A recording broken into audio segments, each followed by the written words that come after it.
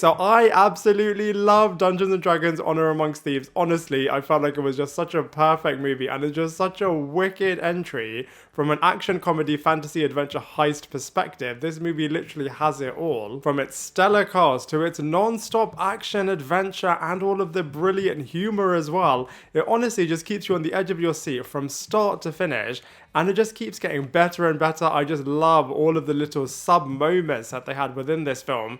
And if you are a Dungeons and Dragons superfan, then you are going to love this film.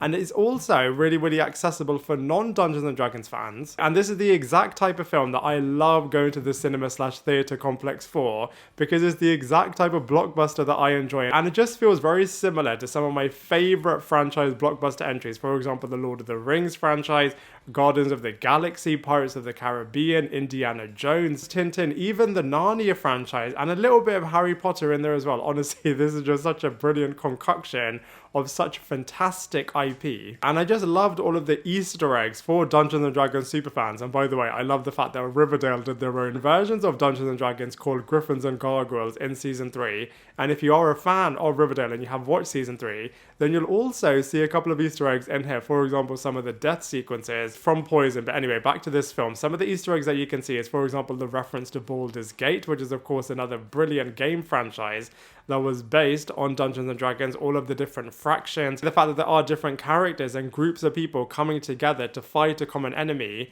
is Dungeons and Dragons the board game through and through, as well as having a lot of magic in there.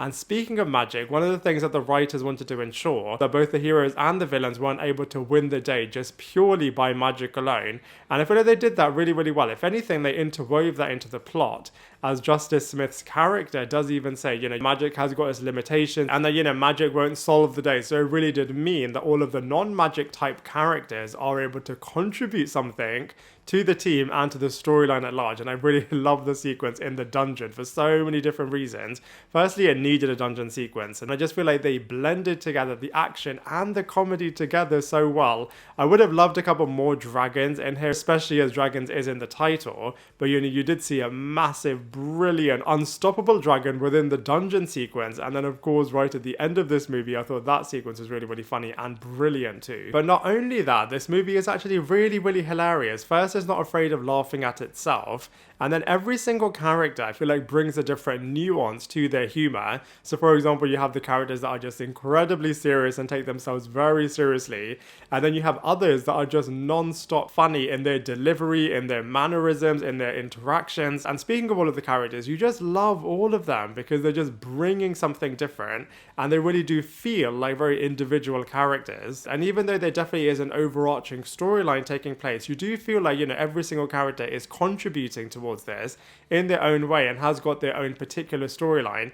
And I just love the start of this movie where Chris Pine's character is recounting all of the tales of, how did this band of misfits even come together in the first place, all of the betrayals that took place and then their great escape, and then all of the heist sequences that they want to try to save the day with. Are they going to keep all of the loot for themselves? Just all of these brilliant questions, and the ambition of bringing back to life his wife, and of course the fact that he is trying to get his daughter back, even though Hugh Grant's character has just brainwashed her. I feel like all of the storyline aspects just work together so well in this movie. But let's go through all of the cast and characters now, one by one. So first up, of course, Chris Pine just owns this movie. He is just totally delivering, firing on all cylinders, no pun intended. And you can just tell that he's just such a superstar, and he is able to play a lot of different aspects within his character. So for example, he is the reluctant leader, and people do even make fun of this. What are you even bringing from a leadership perspective? And he isn't afraid to, call himself the biggest failure out of all of them. So you just instantly empathize with this guy so much. And he is trying to save his daughter, he's trying to bring back his wife, he's trying to save the world, and you really do feel for him as Hugh Grant totally screws this guy over on so many different levels. But not only that, he is able to bring a lot of emotion, especially towards the end of this movie. I'm sure every single person who watched it did shed a tear towards the final few moments in this film. But as well as that, he is able to bring the heart and soul. He is a great action star. He is able to bring the humor.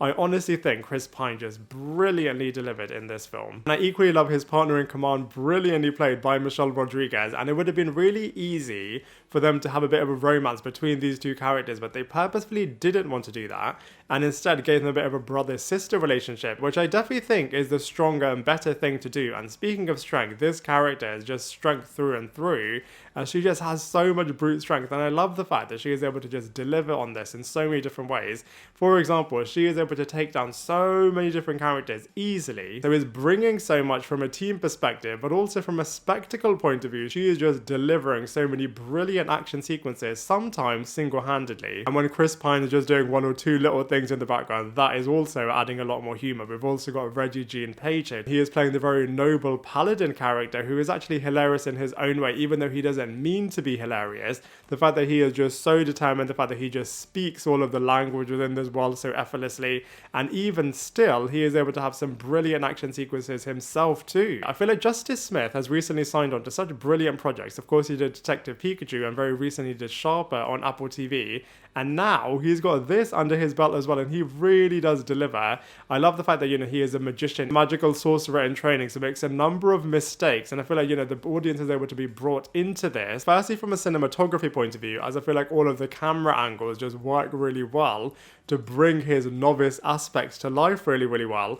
And then also, you're not a magician yourself, so you're just learning with him, and you're just really hoping that he's going to be even better, and you are rooting for him as a result of this. So I feel like Justice Smith's character is absolutely brilliant, and he's got a bit of a background romance taking place with the elf, and I love the elf character as well. Firstly, love the fact that she is able to shapeshift into loads of different animals, big and small, and she is really, really helpful from a heist perspective because of this. And Daisy Head is so wicked as Sophina, the ultimate red wizard character, and really evil with all of her necromancy powers, and you can really tell that she is a true expert when it comes to the magical dark art, as she is firstly able to do so much from a spectacle perspective, and then all of her magical powers, you just feel they are so advanced, and you really do feel for all of the main characters because of this. And then we have Hugh Grant. I absolutely love it when Hugh Grant plays villainous roles, as he just does them so well, which he's already demonstrated in The Undoing, and of course in Paddington 2, and I feel like he is playing a very similar character to the Paddington 2 one actually,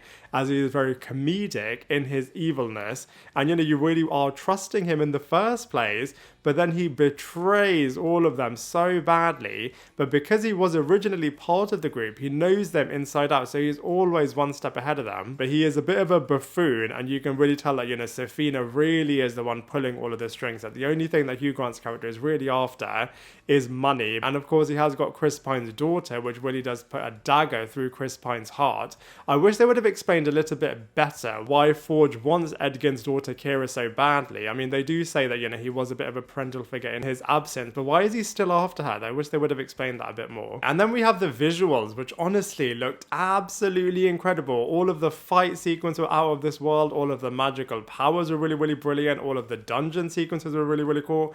All of it just looked super believable, and even though it is all CGI, you're just in this world with all of these different characters, and you're just believing it, and it just looks so mesmerizing. I can't believe the fact that they were filming this entire film in Ireland, as it honestly just looks like a truly fantastical, mythical film coming to life so brilliantly. I hope that we do get a lot of sequels, and that they do turn this into a massive mega franchise, as it has the potential to, and I know that they have got a bit of a TV show in the works, but I have fallen in love with these characters, and I just can't wait to see more adventures with them. So, overall, I absolutely love this film. I loved escaping into this world. I thought it was just executed so brilliantly. I think the storyline narrative device was so brilliant. I think the characters are all really, really individual.